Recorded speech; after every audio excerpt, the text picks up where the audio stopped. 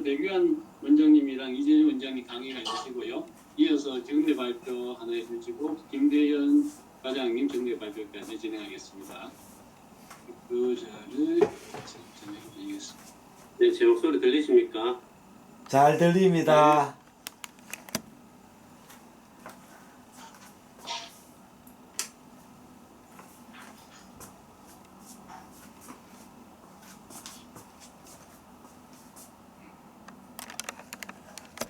시작할까요?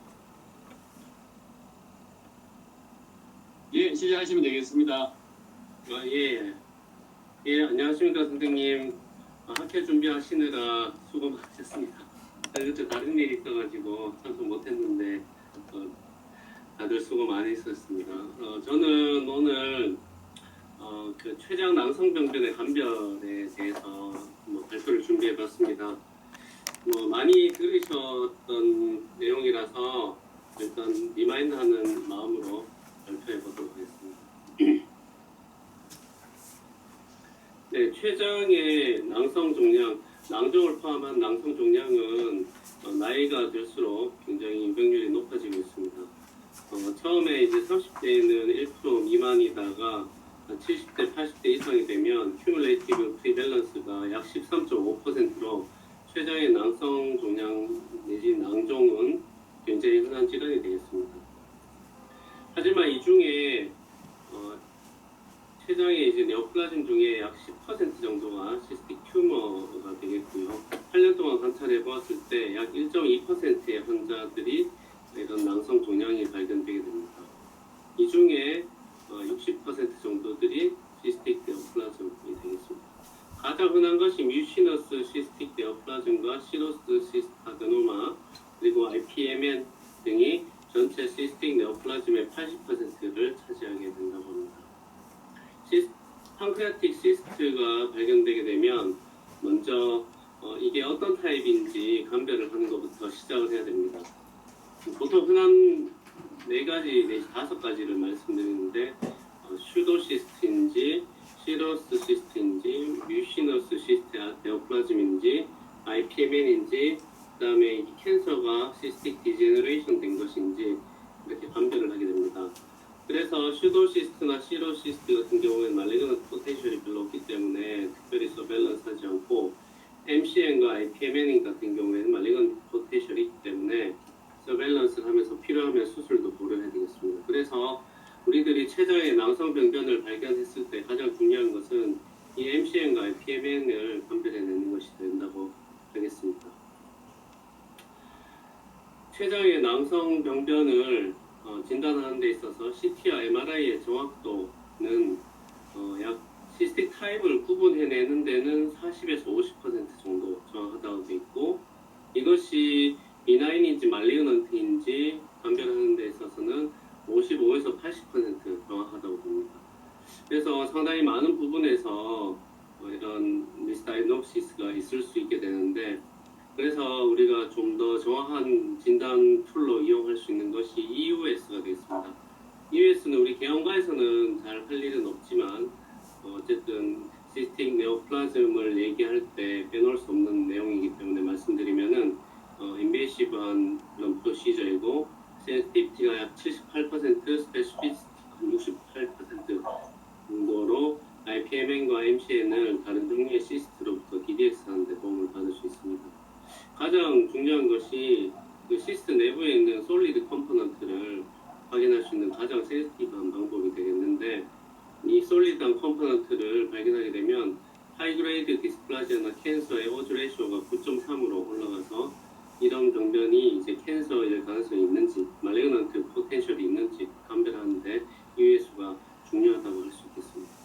그리고 감별하는 데 있어서 시스틱 아스피레이션을 시행하여 거기서 튜머 마커나 셀 사이톨로지를 보는 것도 중요하기 때문에 EUS를 통해서 시행을 해볼 수가 있겠습니다. 그렇게 해서 시스틱 플루이드 이밸류에이션을 해보면 CEA와 사이톨로지, 최근에는 이것들을 보완하기 위해서 몰레큘러 마커들을 사용합니다. CEA가 일단 낮으면 시로스 시스트이거나 슈도 시스트의 가능성이 많고 190 이상을 높으면 IPMN이나 MCN의 가능성이 많습니다. 그 사이톨로지를 해서 뮤신이 끈적끈적한 뮤신이 나오게 되면 IPMN이나 발생하지 않은 캔서를 사이톨로지로 찾을 수도 있습니다. 하지만 많은 수에서 inadequate한 그런 스페시멘이 채취된다고 합니다. 그래서 보완할 수 있는 것이 몰레큘러 마커인데 아스피레이션에서 뭐 진이 나오면 IPM인이고 KRAS가 IPM인 MCN에서 볼 수 있고 VHL 진이 나오고 진화와 KRAS가 없으면 시로스 시스트로 진단을 하는데 도움을 받을 수 있다고 합니다. 먼저 판크레아틱 시스트를 형태학적으로 분류해 보도록 하겠습니다. 먼저 그 시스트가 하나로 되어 있는 유니로큘라, 그리고 미세한 것들이 많은 마이크로 시스틱, 그리고 마크로 시스틱, 그리고 시스트 위드 솔리드 컴포넌트로 나누어 볼 수 있겠습니다. 유니로큘라 시스트는 판크레아틱 슈도시스트가 가장 흔합니다. 물론 때때로 IPM인이나 시로시스트 아데노마도 특수한 경우에 이렇게 보일 수 있지만 일반적으로는 판크레아틱 슈도시스트가 가장 많습니다. 마이크로시스틱 리즈는 2cm 미만의 작은 챔버로 가진 시스트 컴포넌트로 되어 있고 시로스 시스트 아데노마가 대표적이라 할 수 있겠습니다. 그다음 마크로시스틱 리저는 2cm 이상의 적은 수의 컴파트먼트로 구성된 시스트로서 뮤시너스 시스틱 네오플라즘과 IPMN이 대표적인 변변이 되겠습니다. 그리고 유니로큘라 또는 멀티로큘라 하면서 무리한 로들이 있는 경우에는 이런 솔리드 판크레아틱 네오플라즘에서 시스틱 디제너레이션 했거나 아니면은 시스틱 튜머에서 약간 말리그너스 포텐셜이 있는 그런 튜머에서 볼 수가 있겠습니다. 그래서 우리가 판테시스트에서 가장 중요한 것이 먼저 슈도시스트를 룰아웃 해내고 그 외에 이제 말리그너스 포텐셜이 있는 시스트들을 판별해내는 것인데 판크레아틱 슈도시스트의 특징에 대해서 먼저 설명드리겠습니다. 판크레아틱 슈도시스트는 췌장염에 의해서 그런 디스럽션된 덕트로부터 익스트라바세이션된 판크레아틱 시크레이션들이 모여서 생긴 것으로서 슈도시스트이기 때문에 에피셀리알 라이닝이 없는 것이 특징이 되겠습니다. 대부분 히스토리에서 기초 또는 크로닉 판크레아타이티스나 abdominal 트라우마의 히스토리가 있는 것이 가장 중요한 임상적인 특징이 되겠습니다. 이제 이름 그대로 유니로큘라이기 때문에 septum이나 로큘레이션 그리고 솔리드 컴포넌트 같은 것들이 없습니다. 손에서는 이렇게 단순 시스트처럼 보이고 CT에서도 이렇게 관찰될 수 있습니다.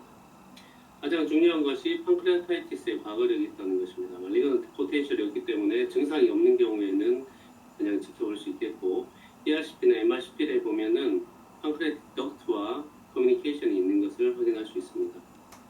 시스트 아스피레이션을 통해서 플루이드 사이콜로지, 플루이드 애널리시스를 보면 CA가 낮고 췌장염과 동반되어 있기 때문에 하이 아밀레이즈 수치가 나오는 것으로 판별을 해볼 수 있겠습니다. 그 다음으로 다른 이제 시로스 시스트 아데노마와 MCN과 IPMN에 대해서 말씀드리도록 하겠습니다. 시로스 시스트 아데노마는 대부분 비나인이고 주로 생기는 위치가 특징적입니다. 바디나 테일 쪽에 생기고 나이는 한 60대 여성에게서 도미넌트하게 75% 발견되게 됩니다. 버니펠 린다우 디지즈하고 관련이 있고 증상은 좀 애매한 압도미널 디스컴포트 정도가 있습니다. 그리고 가끔 10cm 이상 만져지는 그런 종괴로 발견되는 경우도 많다고 합니다. 마크로스코픽하게는 웰 서컴스트라이드 판크레아틱 네오플라즘이 되겠습니다. 그리고 내부에 미세한 파이브러스 septa로 인해서 분리된 아주 수없이 많은 작은 시스트들로 구성되어 있고 이 내부에는 클리어한 워터리 플루이드가 들어있습니다.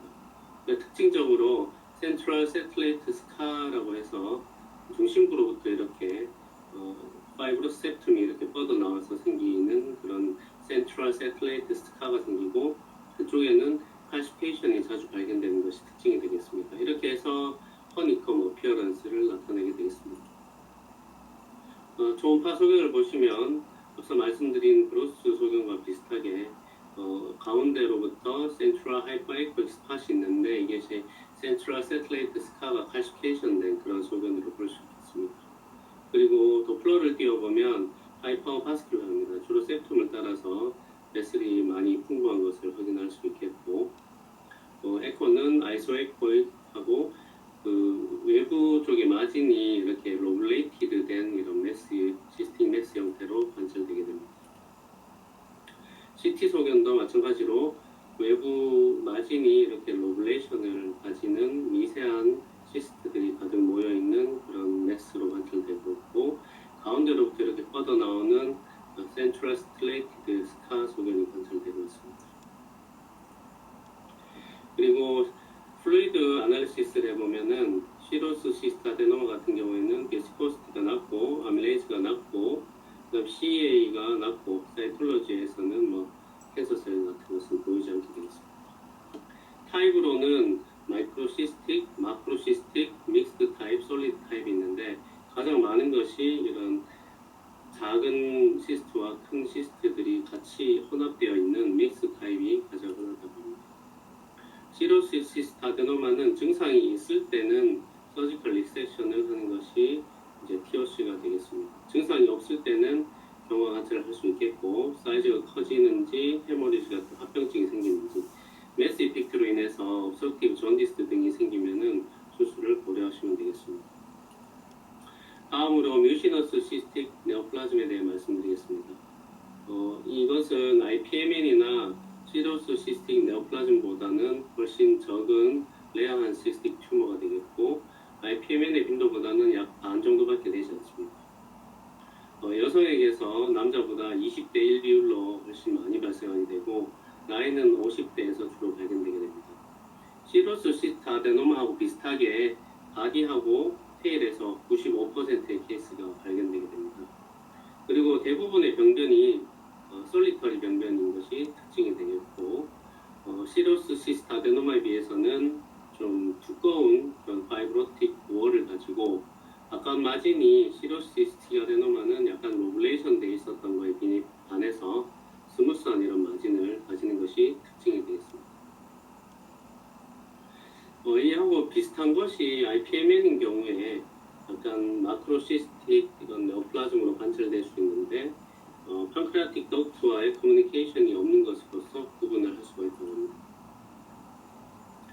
뮤시너스 시스틱 네오플라즘의 초음파적 특징을 보면 앞서 말씀드렸듯이 스무즈한 익스터널 컨트롤을 보이고, 렐러티블리 띠고 이네싱 월을 보이고, 페리페럴 쪽에 칼시피케이션이 있는 것이 특징이 되겠습니다.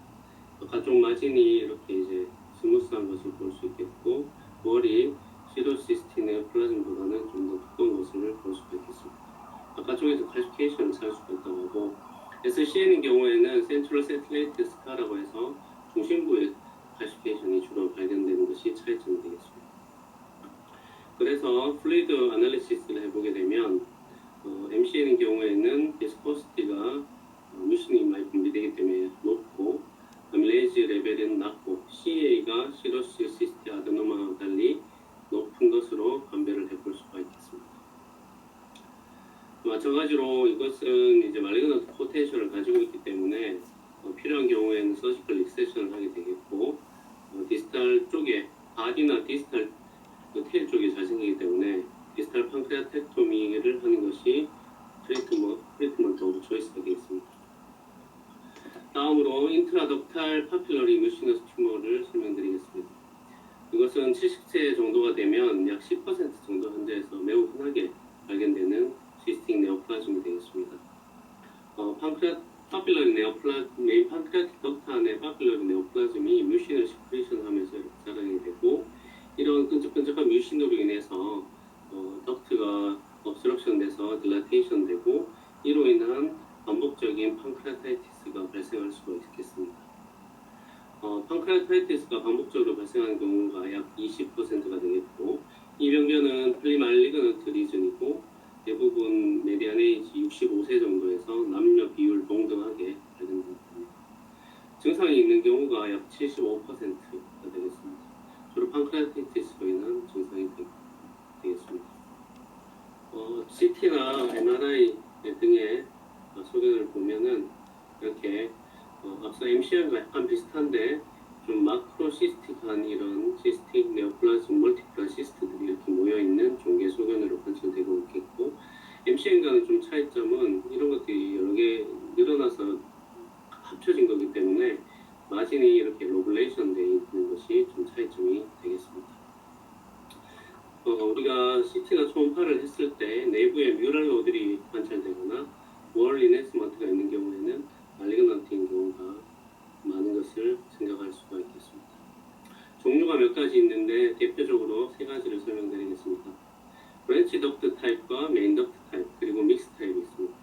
브랜치 덕트 타입은 메인 펑크라틱 덕트는 5mm 미만으로 정상적으로 보이고 주위에 펑크라틱 시스트처럼 포도송이 같은 시스트처럼 보이게 됩니다. 메인 덕트의 RPM에는 주로 메인 덕트의 dilatation이 한 5mm 이상 있고 주위에 펑크라틱 시스트 없는 것이 메인 덕트 타입이고 이 두 가지가 함께 나타나는 것이 믹스드 타입이 되겠습니다. 이 중에 메인 덕트 타입과 믹스드 타입이 하이 그레이드 디스플라지아나 캔서의 리스크가 높은 것으로서 생각하시면 되겠습니다. 우리가 가장 흔히 관찰되는 것이 브랜치 덕트 타입의 IPMN이 되겠고 남녀 비율 동등하고 약 40%에서 멀티플한 시스트가 관찰된다고 합니다. 우리가 췌장에서 멀티플한 시스트가 관찰되는 경우는 슈도 시스트하고 브랜치 덕트 타입의 IPMN 뿐이라고 합니다. 물론 예외적인 경우도 있겠지만 싱글 솔리터리하게 나타나면은 MCN이나 SCN 같은 것들을 먼저 생각해볼 수가 있겠습니다. MRCP를 해보면 펑크라틱 덕트와 커뮤니케이션이 있는 것을 확인할 수 있겠고 플루이드 어널리시스를 해보면 CA가 증가되어 있고 유신이 증가되어 있는 것을 알 수가 있겠습니다. IPMN 메인 덕트 타입의 초음파 사진입니다. 주로 이제 펑크라틱 메인 덕트가 이렇게 늘어나 있고 헤드 쪽에 약간 이렇게 마크로시스틱한 시스틱 매스가 관찰되고 있습니다. CT상에서도 메인 펑크라틱 덕트가 늘어나 있고 헤드 쪽에 이런 시스틱 매스가 있는 것을 볼 수 있겠습니다. 그리고 이것은 브랜치 덕트 타입이 되겠습니다. 헤드 쪽에서 이런 유니시스틱한 리즌이 관찰되고 있고 또 이것은 이제 바디 쪽에서 멀티플한 시스틱 리즌으로 나타내는 브랜치 덕트 타입의 IPMN 소변이 되겠습니다. IPMN은 프리말리그넌트 리즌이기 때문에 펑크라스의 리섹션을 하는 것이 트리트먼트 오브 초이스가 되겠고 위치에 따라서 바디와 테일에 있는 경우에는 디스탈 펑크라텍토미를 시행하게 되겠습니다. 수술을 하게 되면 예후는 75% 이상 5-year 서바이벌이 매우 좋은 것을 알 수가 있습니다. 저희 영남 초음파 교실에서 발표하셨던 김대진 쌤 증례에 되겠습니다. 초음파 소견 보시면 바디 쪽에서 마크로시스틱한 그런 시스틱 매스가 관찰되고 있습니다. 주로 유니러플하게 그렇게 관찰되는 것 같습니다. 바디 쪽에서 관찰되고 있고 메인 펑크라틱 덕트의 딜라테이션은 5mm 이하로 크게 관찰되지 않는 것을 볼 수 있습니다. 같은 환자에서 음수법을 시행을 하여서 테일 쪽을 관찰해 보니까 테일 쪽에도 이런 시스틱 매스를 발견할 수가 있었습니다.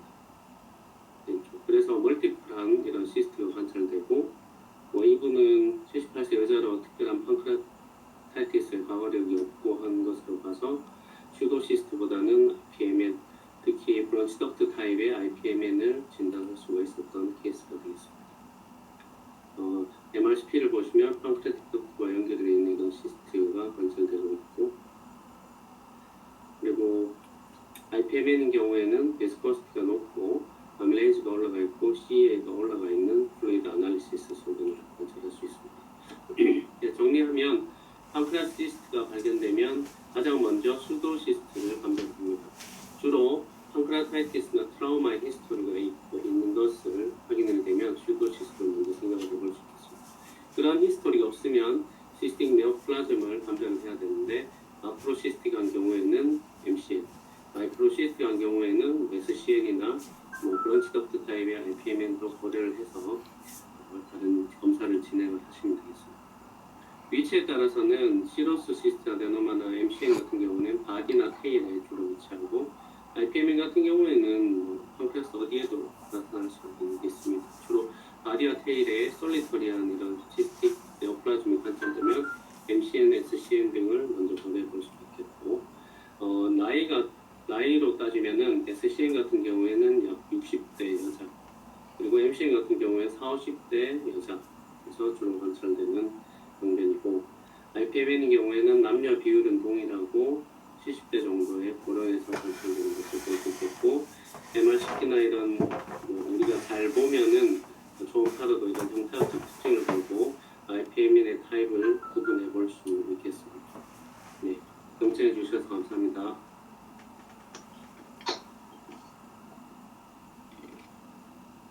예, 강의 잘 들었습니다. 질문 있으면 해주시기 바랍니다.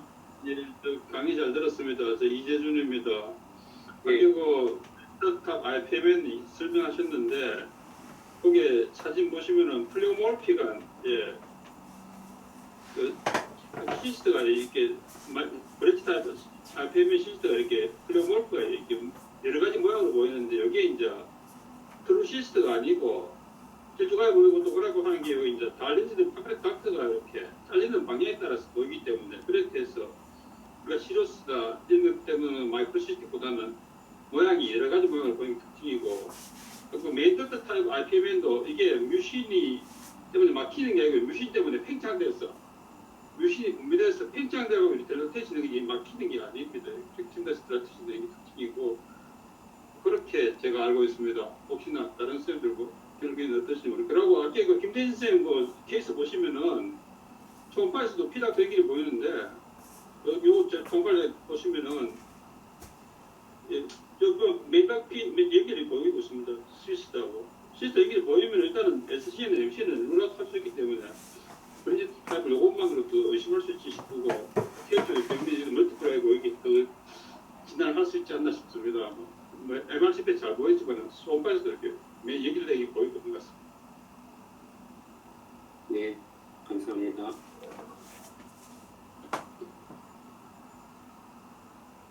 수량 초음파 하면서 이제 처음으로 작은 남성 병변이 진단되면은 뭐 크게 관계없이 무조건 CT는 한번 찍어보는 게 좋습니다. 아니면은 아주 작은 그냥 남성 병변을 그냥 직접 보시는지 어떻게 하십니까? 저 같은 경우는 한 50대 저희 어머님도 그렇고 초음파를 봐보니까 한 1cm 전후 되는 그런 시스틱 병변들이 꽤나 자주 관찰할 수 있었습니다. 그런 경우에 일단은 췌장 쪽은 다른 쪽의 시스템하고는 좀 다르게 발레그너 포텐셜을 가진 시스템 네오플라즘도 있기 때문에 제가 초음파로 다 못 봤을 수도 있기 때문에 CT를 찍어서 전체 병변이 무엇인 게 없는지 다 확인을 한번 해보는 게 제가 보통 그렇게 하는데 대부분 그렇게 해서 보내봐도 작고 멀티플란 시스템 연세 좀 고령에서 이렇게 나오는 경우에는 대부분 브레치 덕트 타입의 IPM이라서 대학병원에 보내봐도 특별히 하는 거 없이 그냥 CT만 1년 한 번씩 찍는 거를 봤습니다. 그래서 일단은 CT는 한 번은 찍어보고 팔로우업은 크기가 작은 경우에는 대학병원에 꼭 보내지 않고 그냥 로컬에서 팔로우업을 하는 것도 괜찮을 것 같습니다. 예. 다른 질문 없으시면은 두 번째 강의로 넘어가도록 하겠습니다. 다음 이제 고용 동계